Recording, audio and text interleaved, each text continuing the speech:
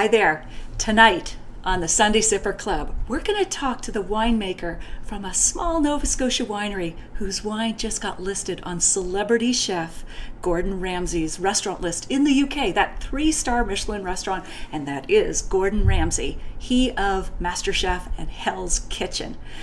Jean-Benoit Delaurier is going to tell us how that happened and share some other stories and some deeper insights into what's happening with Nova Scotia wines. But first, before we get there, I would like to know if you have ever tasted a wine from Benjamin Bridge. So in the comments below, just yes or no, have you ever tasted a wine from Benjamin Bridge? And I am going to look over there and see on the comment side of things if anyone has actually tried a Benjamin Bridge wine. I want to know how familiar you are with these wines.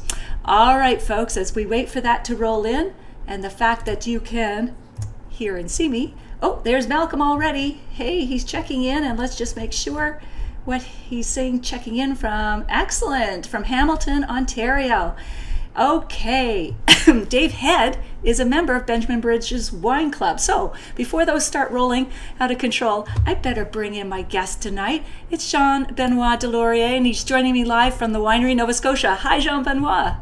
Hi, Natalie. All right, so good to have you here. Now, you have made wine in top-notch wineries around the world, including Chile and California, and since 2008, now Benjamin Bridge, you're making wines that consistently get scores of 90 to 95.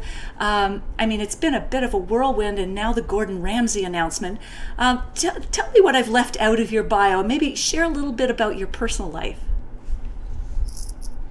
Well, I was born and raised in Quebec, and for some reasons I can't quite explain, I was always passionate about wine ever since I was a little boy. And I remember there was an anecdote that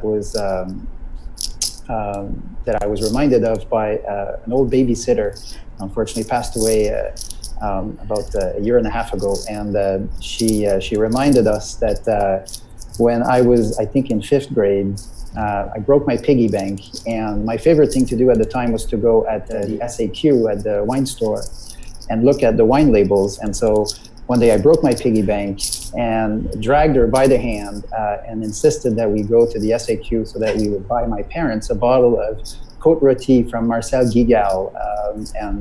I don't know how old I would have been in 5th grade, but how did you know the Côte Rôtie in 5th grade? Like well, it was kind of that fascinating label that had like that drawing, I guess, of the Rhone Valley on it, and it had that antique feel that I thought was really compelling. And so yeah, so for some reason, wine was always an object of fascination for me.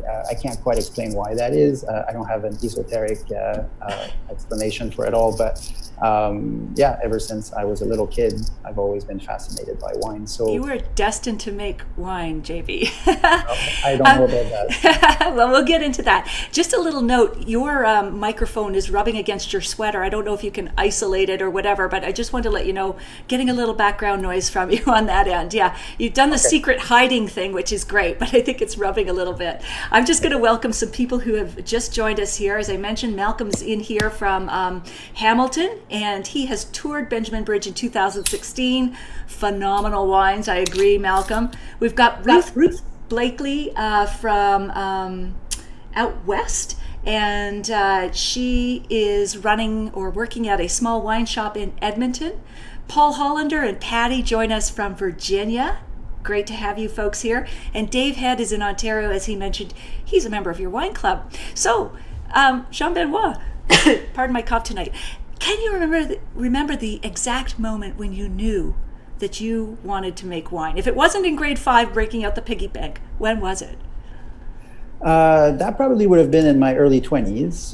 So I was working as a wine advisor for the SAQ, like a product specialist. And that's probably when I knew that that was a career that I wanted to pursue. Mm-hmm. So what I did is I actually went back to school and studied chemistry so that I would have an opportunity to, like perhaps pursue a degree in enology. And so what I did after that is I moved to California and started working at CCWS in Santa Maria for a small winery down there, and that's how kind of it all began. So that would have been in 2004. And I moved to California from Quebec, with the sole intention of, like starting a career in the wine business, because I was convinced that that's what I wanted to do. Wow. Okay. So you're in the Gaspereau Valley now, and we know that has great soils and a nice cool climate, and you're right on the Bay of Fundy. Tell us something we don't know about that particular region that would surprise us. Well, I think it's definitely known, right, that the Bay of Fundy has very high and strong tides, actually the highest and strongest tides on the face of the earth. How high are they, do you know? So the water would fluctuate about 17 meters a day. Wow. 17, 18 meters. And there's more fresh water going through the Bay of Fundy on a daily basis than all the fresh water rivers of the world combined. So oh my goodness. that is, well, actually it's salt water. Salt water, okay. The Bay of Fundy. Yeah. And so it is definitely a force to be reckoned with, and an absolutely unique entity in the natural world. And I think that what not everyone has realized, maybe like up until maybe some of the Nova Scotia wines have started shedding a light on this, is that there is a growing environment surrounding the Bay of Fundy that is equally as unique as the Bay is in the natural world. So there's a very linear logic there. And that probably is, one of Canada's best kept secret, and I believe like one of the wine industry's best kept secret as well. How do those connect? So you've got high tides, you've got more water flowing, but how is that directly impacting on the vines and the grapes? Yeah, well, it's funny that you use the word connect, because we are in a little valley called the Gaspereau Valley, which is a sub-valley within the Annapolis Valley. And those two valleys, they actually connect to the Bay of Fundy. So they go straight into the bay at the very end in the Minas Basin. And the Annapolis Valley goes straight into the Bay of Fundy at the very beginning, like in the Digby area as well. Okay. And so what that does is that it creates a dynamic that goes like this. As the water goes up and down, those 17 meters a day, it acts as an air pump, and it pushes the air through those valleys that go straight into the bay, right? Okay. And so it transforms those valleys into corridors or channels of moderation, and ultimately we can tap into this unbelievable moderating effect, coming from that constant influx of air. Yeah. And it translates into a ripening context that is absolutely unique, because our grapes can ripen in a way that will protect the acidity in unspoiled fashion, and also ensure that the sugar content doesn't creep up too fast, so that it gives us an opportunity to stretch the growing season in the later stages, and then pick at low sugar content, but with a level of phenolic maturity. So the grape skins, the exactly. flavor compounds. Yeah. Yeah, and I can give you an example. So, for example, in Sonoma County, for traditional method sparkling, and they make beautiful wines there. In California, just north of Napa, yeah. Yes. Sonoma. The last 3 vintages have been, quite warm. And so oftentimes they will be forced to pick for traditional method sparkling, which requires low sugar content, because there's a secondary fermentation down the road that will add about 1.5 degrees of alcohol. So the grapes have to be modest in sugar content. So because of the warm climate, they are forced, to pick often the 3rd week of July, because the sugar content in fruit will increase in a way that is proportional to the heat units, and it will respond to the heat units, the temperature, and the overall kind of solar context, in a way that is very, very linear. So we can pick, because of that incredible moderating effect and that unbelievable climatic dynamic that we have as a result of the proximity of the bay, we can pick at the same parameters as the 3rd week of July in California, the 1st week of November, Oh, wow. And And so so is that this at all the same as Niagara's lake effect, or is it a bit different? it is. It's the same. They It's call it the hot water bottle or something, but you're Yes, talking about like an air pump sending through corridors of cool correct. wind.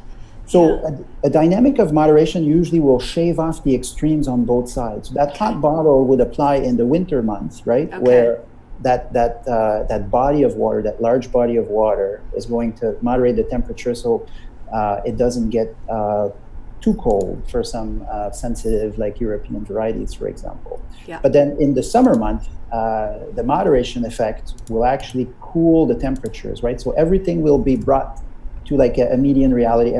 Everything will be brought back to the middle. And it is similar in Nova Scotia in the sense that it is also a dynamic of moderation that shaves off the extremes. Sure. But Wow. it is a lot more dramatic. It is Huh. a lot more dramatic because, for example, our winters would actually be proportionally warmer and our summers would be proportionally cooler. So Okay. it is just a little bit more extreme in terms of, like the moderating impact. Wow. Okay, so I'm going to share a comment from Pam Hatton here in Ontario. Having been to Gordon Ramsay's restaurant in London. Yes. Thank you, Oh, Pam, for reminding me because I buried the lead. I introduced it and then didn't talk about it, but we're going to get there right now. So Pam says she has been to Gordon Ramsay's restaurant in London, UK. That's the 3-star Michelin restaurant. Gordon Ramsay, he of Hell's Kitchen, Master Chef, and so on. And she says, knowing the exacting standards, this is quite a coup. I served a Benjamin Bridge non-vintage and rosé to French guests this summer while in Nova Scotia and squirreled away some for later. They loved it as much as we do. So proud of your success. That's so nice, Pam. So, Jean-Benoit, tell us, how well, on earth did your wine, first of all, which wine got listed on Gordon Ramsay's restaurant list, and then how did that happen? yes. So first, Pam, those are very kind words. Thank you very much. And thanks for being such an ambassador of our wines and sharing them with your international guests. Back to Gordon Ramsay. So the wine that was listed at Gordon Ramsay was the Brut Reserved 2008. Okay. And so that is our flagship wine within our sparkling program. So I have a bottle here. You have that one. You have the 2008, do you? That's a 2010. Oh, I know. I've got the 2011. Yes. Am I what were you saying? I might be one of the first human beings to try this? Oh yeah, that was disgorged only recently, and so. And let's tell what disgorged means, just for the folks who might not know what disgorged means when it comes to sparkling wines. Yeah, so a sparkling wine, and maybe we'll go back to Gordon Ramsay like right after that. So a traditional method of sparkling wine, so the effervescence, yes, the bubbles, the CO2 comes from a secondary fermentation that happens inside the bottle. So that's where the fizz comes from.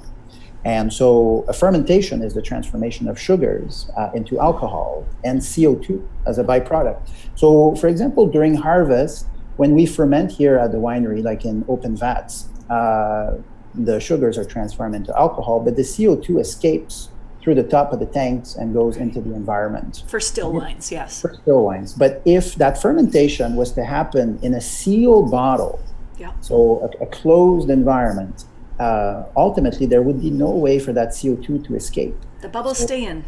They stay in, and ultimately what happens is they are integrated in solution and they become part of the product, and that's the effervescence that we see. But also what a fermentation does is it creates a lot of solids, a lot of sediments, and a lot of cloudiness and turbidity in the wines. And so what we have to do in order to present a sparkling wine that is clear is we have to separate those solids from the clear wine. And so when we decide that a wine is aged on its lees, so all those solids that are created by the fermentation for enough time, so in our case, that can mean a lot of time because we have some wines here at Benjamin Bridge from the 2002 vintage that are still aging on the lees after 15 years. Wow. So that is one of the traits of our sparkling program is that we have a tendency to age our wines for quite some time. And it's also, I think, a testament of like like our willingness to, come up with something actually that's quite unique, and also that illustrates those wines' potential for longevity. Yes, you must be all into delayed gratification there. Yeah, being able to wait. They age quite well, and we can talk about this later. But one of the fundamental traits or signature of like our wines and our wine region is I'd hate to say eternal youth, but I was. Hey, that's a good tagline. Eternal youth. Wow. We're about to release a line of beauty products that are going to be quite revolutionary now.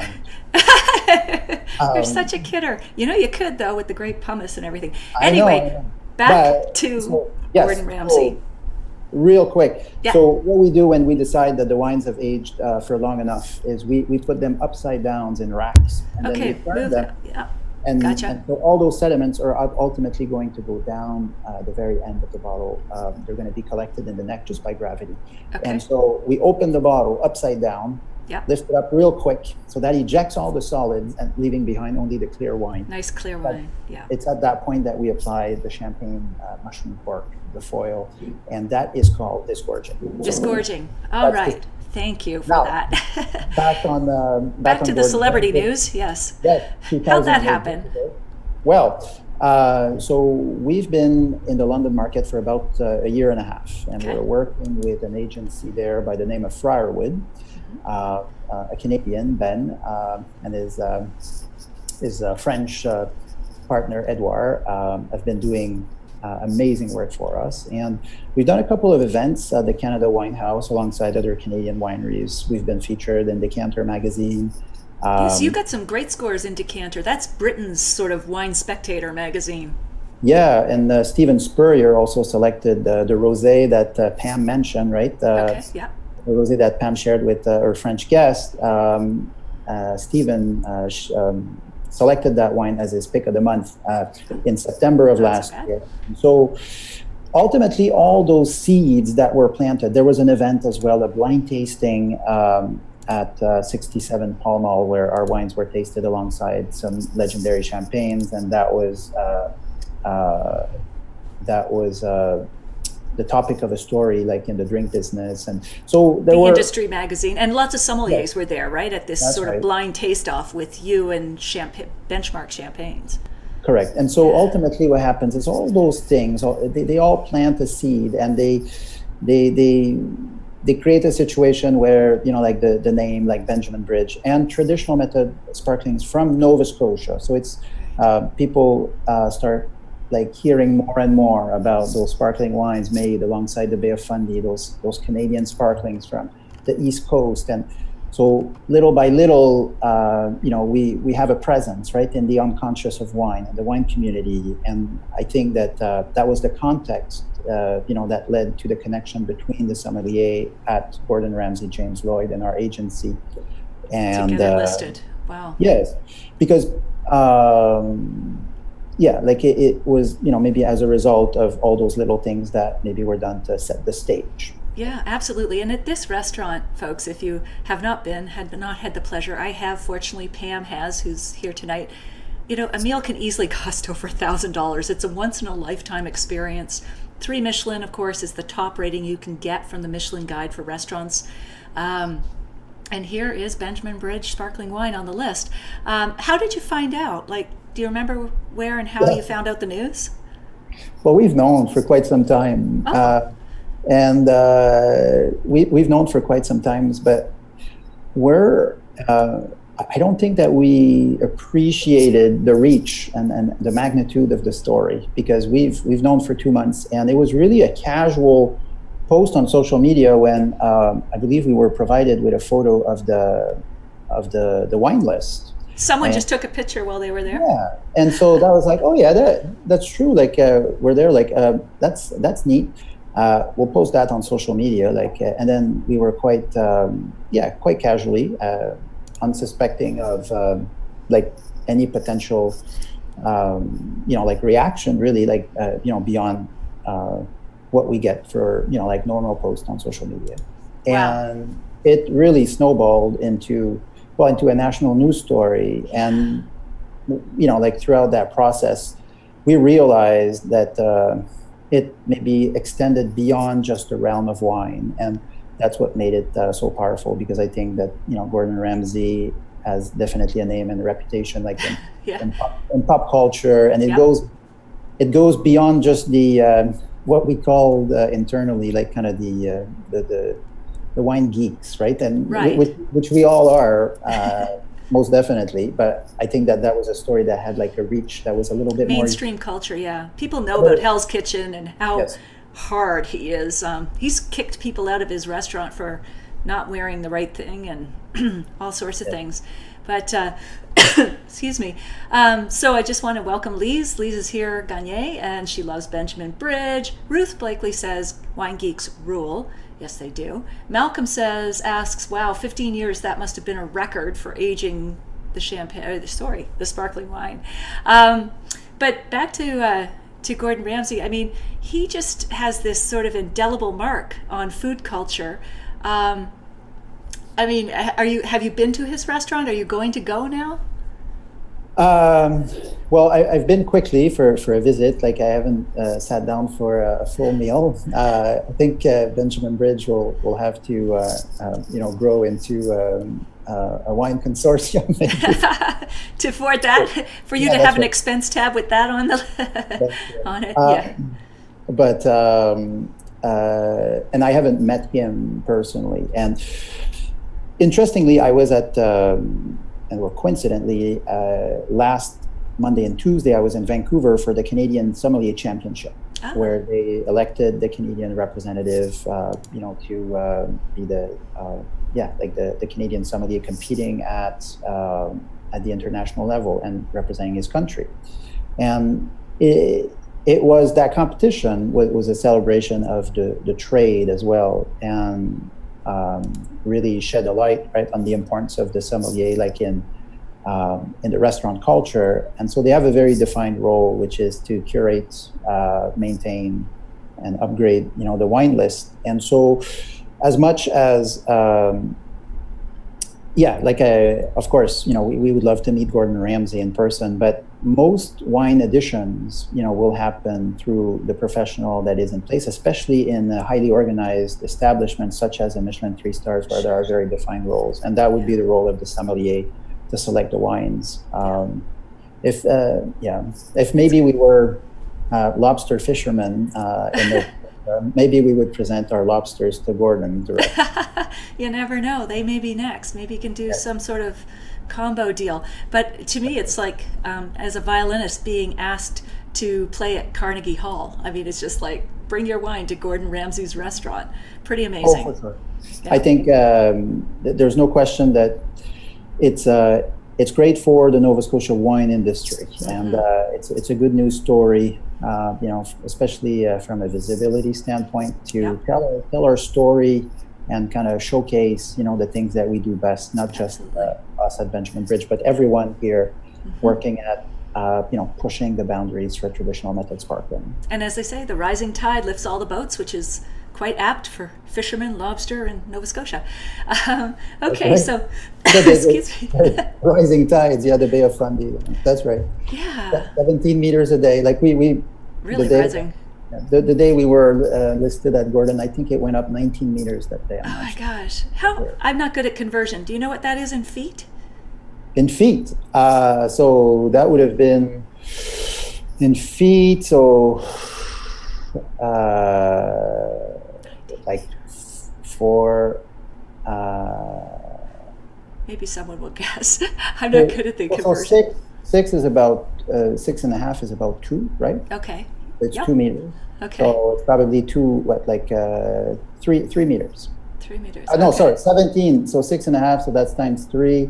About, it's turning into the math show. Never mind. It's okay. Okay. 18 feet. 18 feet. 18 feet. Yes. Oh my gosh, that's like a apartment building. Yes. Wow. Okay. Now, I got to get rid of this tickle in my throat, so let's taste. You've sent me a number of wines. Is there one you'd like to start with that you have with you, Jean-Benoit? I think we should start with the non-vintage. You were saying that this is really appealing to you now. Among all your wine children, you're really loving this one. Absolutely. Tell us why. What's happening? There's so many reasons. Well, first, if you look at like traditional method sparkling as a category, it's fair to say that, like the standard, especially from an historical standpoint, is and also qualitative, is champagne. And in champagne, about 85% of the global offering are non-vintage wines. That's right. Tends to be the signature of the house, right? The non-vintage. Absolutely. So for us, like we were founded, Benjamin Bridge, as a sparkling wine house. Okay. So non-vintage wines were always on the radar, right? They were always on our mind. But how they're able, for example, in champagne, how they're able to maintain stylistic consistency and create that stamp, that house style, is they offset the variations. How they do it is they offset the variations between the vintages by blending. Right, many years. Yes, having enough blending flexibility on the account of, like a strong inventory of reserve wines that they add to always come up with a blend that is stylistically within the territory of the house, right? The signature, yeah. Yes.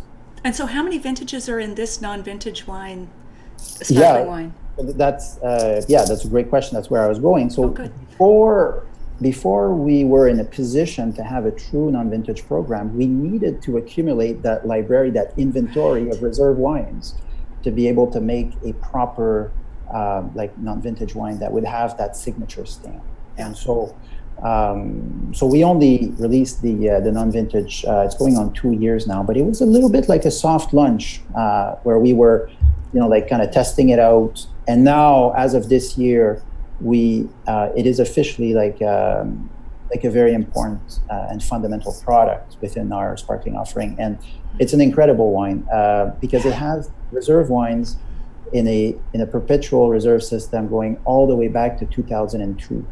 And so there's basically 15 years of winemaking history, like in those bottles.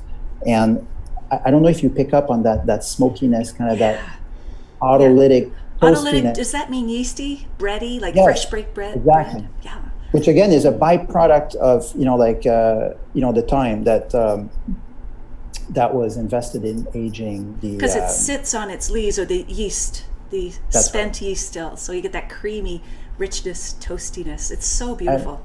And so it's those reserve wines coming in and providing that additional complexity, and for that reason, it's a wine that's unlike like any other vintage wines from Benjamin Bridge. And we actually so the price of the NV will vary probably between $28 and $30, which is also less than, significantly less than our other traditional method sparkling. And so there lies also another fascinating proposition, because for less, you can actually tap into some of our oldest wines. And so, and get kind of all that smoky, toasty profile and all that complexity that can only come from like those reserve wines that have been aged for a while. So it's altogether probably kind of one of our most fascinating products. Absolutely. And you just answered Lee's question. She was asking about the price of it, so that's excellent. Yeah. We think that non-vintage wine is primed and positioned to ultimately become somewhat, like the face of, traditional method sparkling, because there was an investment that was made, by Benjamin Bridge, by the family, the McConnell Gordons, in holding on to an inventory of reserve wines and older vintages. And because that investment was made over the years, for the last 15 years, now we're in a position where we have the potential to make a significant amount of non-vintage. And so that really is a product too that is positioned to support, a demand that would be substantial. And so I think that ultimately it's positioned to be the face of Nova Scotia sparkling. That's great. And I'm sorry, folks, I seem to be fading in and out with my camera here, but I guess the topic is bubbly, which is a bit fizzy, so excuse me while I try to get that fixed. So Lise is saying, Lise has switched to French. Lise Gagné. On peut parler français. Oh, yeah. Well, I don't very well, but here we go. I will butcher this. Jean-Benoit, c'est quoi ton match préféré avec ton vin pétillant? Oh, is that a food match? Is Yes. she asking about a food match? Okay. Yes. What would you pair with this, JB? So I think that, like most perfectly organic pairings, if there's a regional connection, it makes it all the more powerful. And so I hope it's okay that I answer in English. I'm more than happy to answer in French. No, that's okay. I won't get it if you do. Okay. Please. So because those wines are highly impacted by, the Bay of Fundy, and it just so happens that there are lobsters actually in the Bay of Fundy. No, really? Yeah, Oh. lobsters and scallops. Okay. But I would say particularly lobsters. To me, like that makes it, the most organic, natural pairing that you could think of, because and you see that, right? Like in the Loire Valley with some of the local cheeses, right? Yes, And local sure. specialties. Yeah, well, all over. And there needs to be that regional connection, and that's a very powerful regional connection, I think. So our owner here, one of the owners, Gerry Mcconnell. So Gerry started the project, started Benjamin Bridge in 1999 with his late wife, Dara, and he has a proprietary recipe for cooking lobster. Really? Yeah, and he uses so he harvests seaweed, right, and sea vegetables that he'll put in the actual salt water. And then boils the water, boils the lobster in the seawater, in the seaweed water. Yeah, in the seaweed, with the seaweed. Brilliant. With the dulce and the other sea vegetables that he harvests, that he forages. Does it give it a more briny taste to the lobster flesh? Oh yeah, it's unlike anything else. It's so good, and you can ask a lot of your contemporaries that were here for the Wine-A-Line. The wine symposium and the Wine-A-Line competition, the national wine competition. They came for a lobster boil, and Gerry was working the burner, and he worked his magic. And so if you have a chance to come to Benjamin Bridge, you can ask for a lobster made by Gerry himself. Gerry's special, and see if we can get the recipe. Yeah. We'll see if we can accommodate those requests. Okay. You're going to have a lineup. You've just said this on Facebook. Yeah, I'm in trouble right now. You are. Everybody's going to be clamoring after that and the recipe. So conversely, what is the actual weirdest pairing you've ever had? It could be with one of your wines or just another wine with something that was just really weird. Yeah. Well, let's if we go to this guy here, which again is the Nova 7. The Nova 7. So that's a pivotal product, for us. It was a bit of a renaissance wine within the Nova Scotia wine scene and wine industry. And there's something absolutely unique about Nova 7 that is a combination of aromatic intensity, a little bit of residual sugar, and a tremendous amount of freshness. And it's an illustration of the power of that stamp that we have here, alongside the Bay of Fundy, because it is so powerful and so present that it completely changes the style. Whatever is electric, bright, energetic about Nova 7 completely changes the dynamic, because usually Moscato style wines are going to be somewhat sugar centric. And then in the case of Nova 7, everything is centered around the freshness and the drinkability of the wine, because it's super bright and crisp. And so, but the aromatic intensity makes it a great pairing with things that are actually really difficult to pair. Like Indian food, like Thai food, right? That have a really, on a scale of aromatics, the spices and whatnot, it can get pretty high, right, on that scale. And same with the richness. And so I would say something a bit eccentric is like oftentimes people are like, oh, like I really like spicy food, so spicy that when I cook it, like the neighbor upstairs, like his eyes are crying. Like, what can we use? Like, do you have something, that I can pair with that? And oftentimes we have, like just what they need in the form of the Nova 7, because it has the aromatics to match. And so if you're ever cooking something that would be overpowering or maybe overwhelming to maybe some more neutral wines, like the Nova 7 certainly has the ability to withstand. That's great. Awesome. Yeah. Beverly has just joined us, and she's wondering if she could buy your wine in Los Angeles. Los Angeles. Well, hi, Beverly. So I worked in Ojai for several years. So I was in the suburbs of LA, like just outside Ventura. And so I worked there and in Santa Barbara County for quite a few years. So I'm quite familiar with the area. And our wines are not available there at the present time, but I've had a few conversations with a friend that is an importer there. So maybe in the future you'll see our wines on the shelves, like at some of the more specialty shops. Yeah. Maybe the Beverly Hills Cheese Shop or Wally's, or some of the great those ones. Yeah, Beverly, you should start a petition. Get it listed down there. It's a distinct possibility that they will be available in the future, but right now you unfortunately have to plan a trip to come to Nova Scotia. Right, and have that special lobster. But Nova 7 is generally available across Canada, isn't it? Like in just about every province? Yes, every province and territories. Okay. Yeah.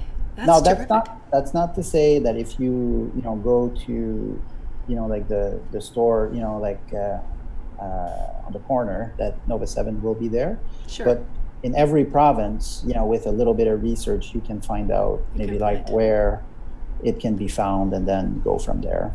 Absolutely. And you guys have a direct mail club for across Canada, right? You absolutely. ship.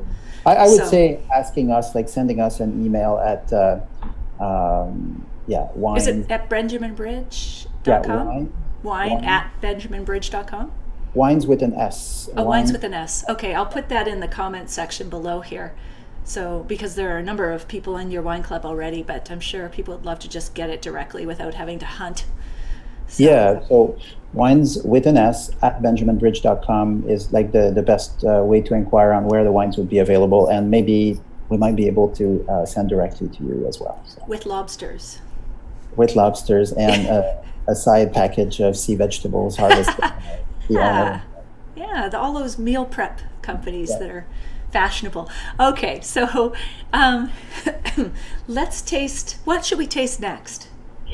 I think that we should probably. So you have a rosé there, right? I don't have the rosé, but I have 2 more sparkling. I have your Riesling and Tidal Bay as well. Okay, let's try the Riesling. Okay. All right, I'll just hold this up, and I've posted the link to all these wines in the comments below, folks, so that you can find them and add them to your shopping list. All right, tell me about the Riesling.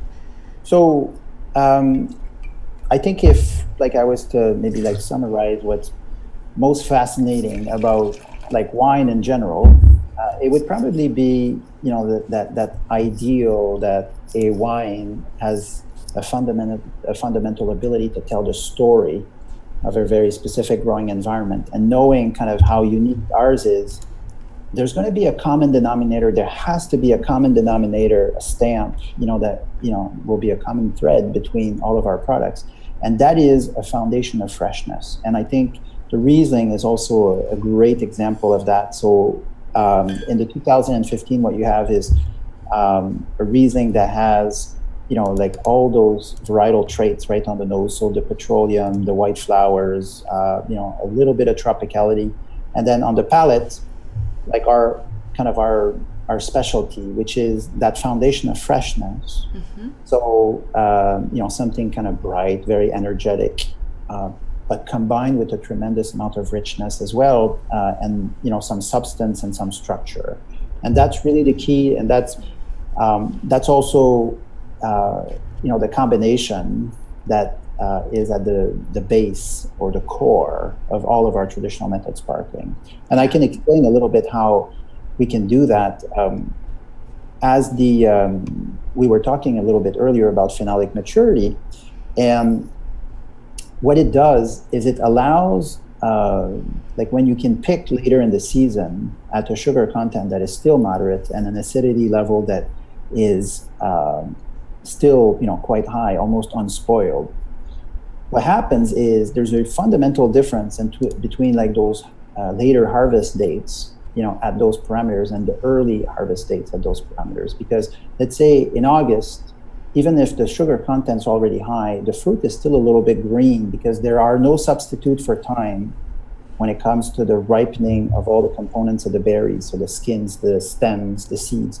And we can pick with unspoiled acidity later in the season, but the stems are brown and dried and crunchy, and so are the seeds. And so it is the gateway to combining freshness and richness, because in a warmer climate, the two are going to tend to go away from each other, because as the ripening progresses, the sugar content goes up, but then the acidity proportionally go down. So they go away from each other, while in our growing environment, because it is moderated by the unique dynamics of the Bay of Fundy, like the two have an ability to go hand in hand.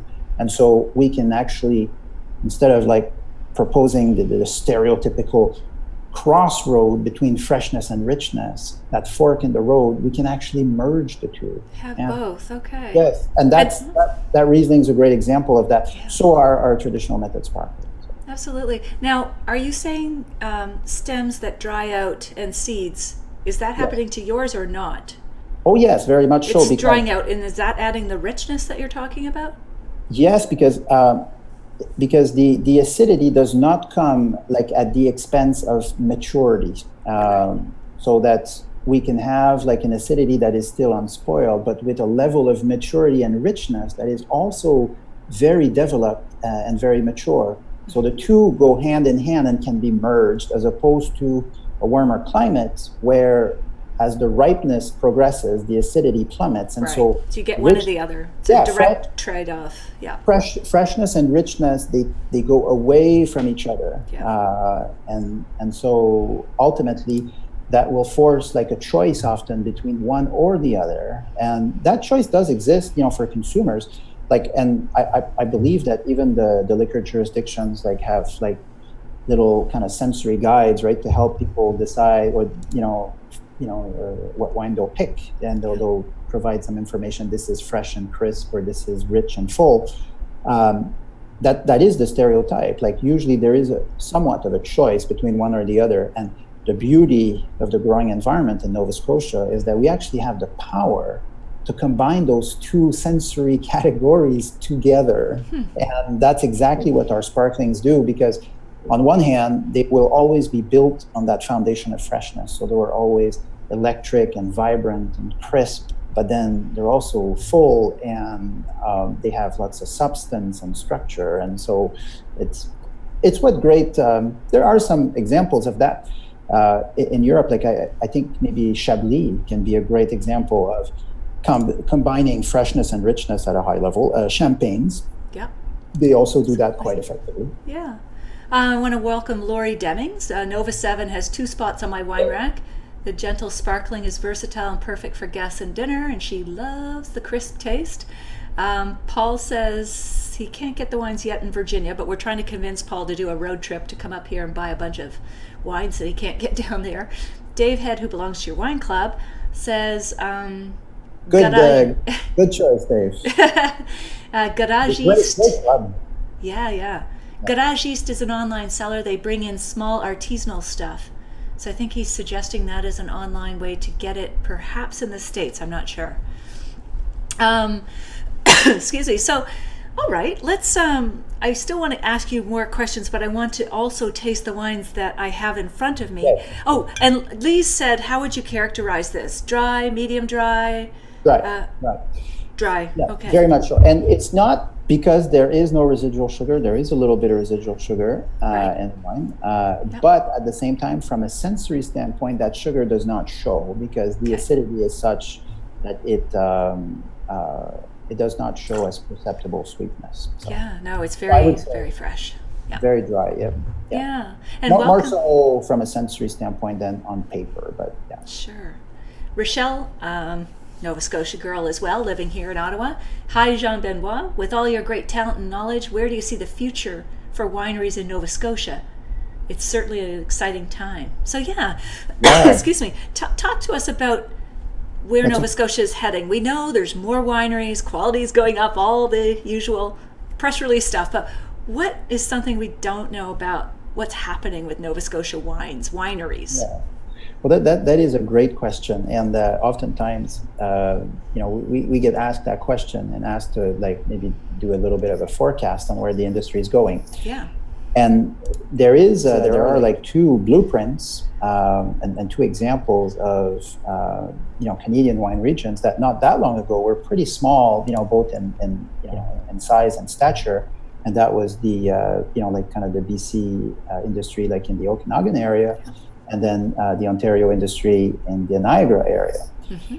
And so, is it possible to speculate, that we will experience like a growth curve, that will take us into that territory, right? That critical mass of wineries?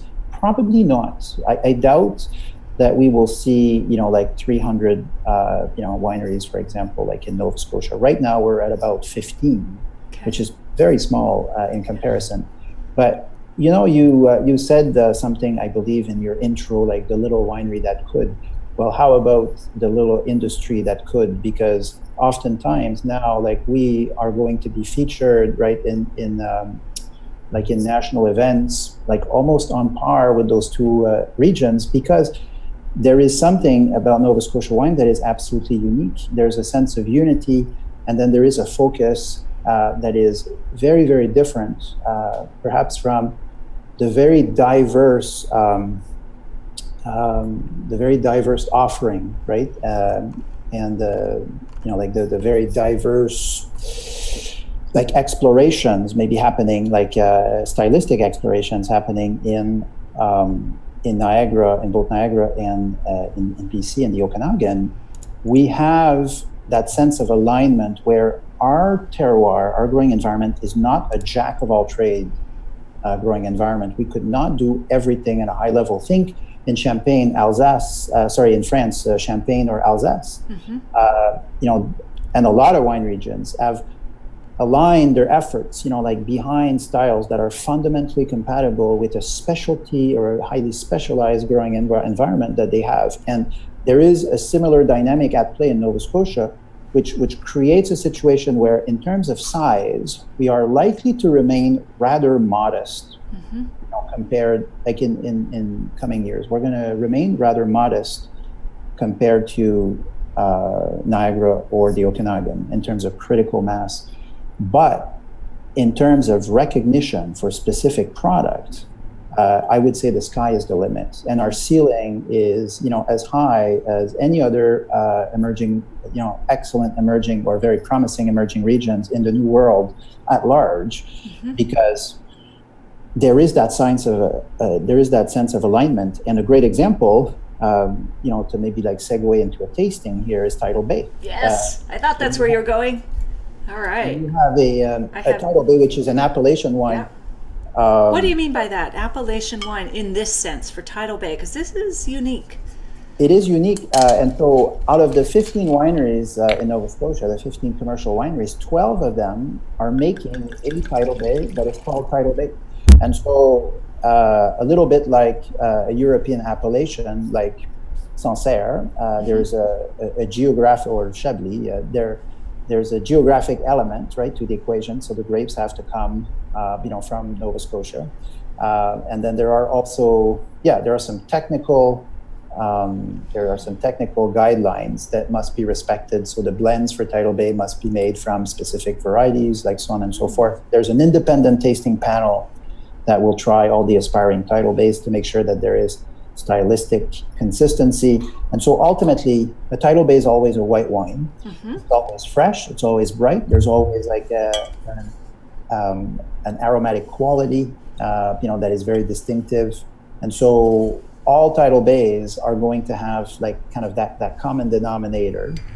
And so if you buy a title bay, although there will be variations from wineries to wineries, just like, like if you go to Chablis and you go from producer to producer, there can be some significant variations, but it's always going to be within like a range that is, that is possible within the appellation, right? Sure. And so that is our appellation in Nova Scotia that is closer to the European model than it would be from VQA, for example. Right. That would be an appellation, yes, but more like an all-inclusive umbrella that can include different styles. Title bay is a stylistic appellation first and foremost. And that's a good way to describe it. Ours is, very bright, crisp, lively, nice. super aromatic. And good acidity too. Exactly. For shellfish. Shellfish. Lobster yes. again too. Scallops. Absolutely, all of it. Okay, I am cognizant of our time, which has just run away on us. Excuse me. But I do want to, we've talked about the other two sparkling wines. Yes. And I also wanted to just mention this one, which looks like it's been recently bottled because we don't have the fancy label here, but it's the 2012 Brut. Tell me a little bit about this one. So what we wanted to do is we wanted you to be the very first to review some wines, right? And these are our upcoming sparkling releases. Yay! So Thank you. I know that you have the 11 Brut Reserved, you've got the 12 Brut. So the 12 Brut is a blend of 60% Chardonnay, 40% Pinot Noir. And again, that fascinating combination of freshness and richness, which really is hard to describe, but there's an energy, there's an electricity, there's a brightness, a liveliness to the wines, and at the same time a tremendous amount of structure, substance, like power, length, and it's those two poles merged in a very classic offering. So absolutely, it's like the ocean coming in. So you've got the froth in the ocean spray, the liveliness, and then you've got the dead calm of the ocean on a calm day, the depth, the richness. That's right. Yeah, it's so beautiful. I like the coastal analogy, very fitting. Well, I'm a Nova Scotia girl, so I can't help myself. Also, are you? I didn't know that. I am. My parents are from Cape Breton. What else do we have to? He asked as he turned around the interview. I'll just tell you briefly, but my mom's from Bedeque, and she's online tonight. Bedeque, yes. Yeah, she's Bedeque, where Alexander Graham Bell made his home, and my dad's from Mabou. He's passed away, but all my cousins are down there, and I grew up just outside of Halifax in Lower Sackville. So I went to Mount St. Vincent University. I have relatives who have gone to Acadia, beautiful, beautiful university and area, of course, and. Did you start your singing career in Nova Scotia as well? No, because I don't have a singing career. Are you must be confusing me with Natalie McMaster, who did Highland Dancing with me. All Natalie's with a Mac at the end. We all look alike, so it's easy to confuse us. She actually did Highland Dancing at the same time. Well, she's a few years younger. I know you're a singer, so I wasn't. I'm not a singer. Yes, you're going to start a rumor. Yes. So anyway, that's great. There's a fantastic restaurant in Bedeque, just outside Bedeque now, called the Bite House. That maybe you should. I think my mom was telling me that. Yeah. About it. So I got to get down there again. On a pilgrimage, a family pilgrimage. Yes, and we'll stop in for lobster. I'm going to bring all my cousins, all 36 of them. Excuse me. Okay, so this is a gorgeous bubbly, but tasting them side by side, as I've had the rare privilege to do tonight, going from the non-vintage, which has got that yeasty character, now to this, lots of depth, and of course to the 2011 Brut Reserve, which has great long-term aging potential. It's really interesting to see what you're doing with your sparkling wines. Really impressive as well. Excuse me. Beverly asked, which of the white wines has less acidity? Which of your white wines has less acidity? I would think all of your white wines pretty much have fairly good acidity. Yeah, I don't know. That is in a way like much like, for example, if you take France, right, like as a very diverse country, you know, that can yield some radically different styles depending on where you're located. We are specializing in the styles that are, you know, fundamentally compatible with the growing environment that we have. So all of our wines are kind of have that stamp of like electricity. You know, they're all going to have like an element of acidity to them, and that's what makes them kind of unique and connected to, you know, to the growing environment that we're trying to showcase. So I would say, I would have a tendency to say, yeah, like most of our wines kind of have that that energy, that brightness. But if I had to choose the one wine, perhaps that maybe would be a little bit softer, like Nova 7, actually is compelling because it does have soft. All that acidity, but also you know, aromatics, you know, to match. Soften the perception of the acidity. Absolutely. Excuse me.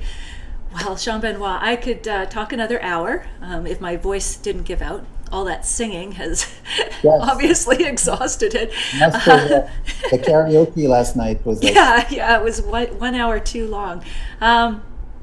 So we've covered a lot of ground. I'll post all the wines below. But what haven't we covered? Is there anything we've left out that you'd like to mention as we sort of wrap things up here? Yeah, well, there was a BB Club member that joined, and so that's a very good reminder that for those that are curious about what we do and what we do on the edge, right, more kind of at the research level, we have a club where we basically use the membership to, not necessarily as guinea pigs, but we like, you know, maceration wines, orange wines, like natural wines, pétillant naturel, like all kinds of, you know, like maybe like more experimental. Or exploratory efforts, right? They all go to a wine club called the BB Club. And so that's a kind of a fascinating program to stay, you know, like current on, you know, what we're working on and, you know, what we're thinking, you know, and how we're trying to, you know, kind of affect change. So that's a fascinating program to inquire on. I'll post a link to that down below as well. And if you have a chance, excuse me, after we wrap this up, Jean-Benoit, if you can come back to, I'll send you the link to our Facebook chat once it's over. If you can come in and answer some questions that we didn't get to, that would be great. We'll post some links so people know where to go to sign up for that club, for the regular wine club, and anything else, and how we can reach Gerry and his seafood lobster recipe. That's right. We will hunt you down, Gerry. And yeah, the non-vintage, the Envy, the Benjamin Bridge Envy, is likely to be making its way across Canada this year. So ooh, awesome! It is fabulous. It is the year of the introduction of the Envy. Probably, in most Canadian provinces. Nice. And also starting, like, well, we started this year, like opening our doors a little bit more as well. So if I know we had a reputation of being open by appointment only, and so it's still possible to make an appointment. But as of this year, we started welcoming visitors like on a drop-in basis. That's right. And so. Don't assume that it is impossible to come visit Benjamin Bridge. As of this year, it is actually a distinct possibility. Awesome. Well, Jean-Benoit, thank you so much for sharing with us all these terrific wines, your insights about Nova Scotia wines. We've learned a lot tonight about, you know, your vision, but also Nova Scotia wines in general. So really thank you on behalf of all the Sunday Sipper Club members who are here and those who will watch the replay, because we will post this on all our social media channels so that folks can catch it if they weren't here with us live tonight. And you can keep commenting below. So thank you, Jean-Benoit. I'm going to wrap it up with you now and stay online a little bit longer with those who are still commenting. But I wish you good luck. I know you've just started harvesting grapes, so good luck with the harvest this year. Thank you so much, and well, thank you for everyone that. Thank you to everyone that joined, and thank you, Natalie, for having me tonight. It was great. All right, terrific. Thank you so much. Take care. Bye. Bye-bye. Okay, folks, I'm going to stay online for a little bit longer just to see if you have any other questions or things you want to talk about, whether it's related to Benjamin Bridge or not. Excuse my coughing. I'm trying to get over a 2-week, that naggy cough thing. Anyway, I am not a singer. So if you would, I would love to hear from you. What was the most interesting thing that you learned tonight? Please, just in the comments below, right below here, one point about Benjamin Bridge or Nova Scotia wines or anything. I always like to hear from you. What did you find that was kind of interesting? And again, if you're watching the replay of this, I still want to know. I keep coming back to these comments and these videos, long after they've been posted, because I really am curious. One more thing, if you found this valuable, if you thought this was a good discussion that friends of yours might enjoy, please take a moment to share it. It's the little share button. You just click. You don't have to post any text, but it just sends it out to your friends and lets them know that, hey, you might be interested in watching this. It really encourages me to keep doing it. And lastly, if excuse me, you want to know when we go live next week, next Sunday, I'm going to tell you about our guest. She's amazing.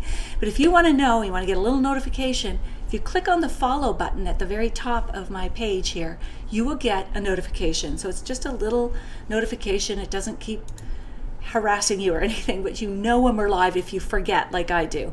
I put it in my Google Calendar as a repeating event. That's how I know, and I have to host this show, so I should remember to be here.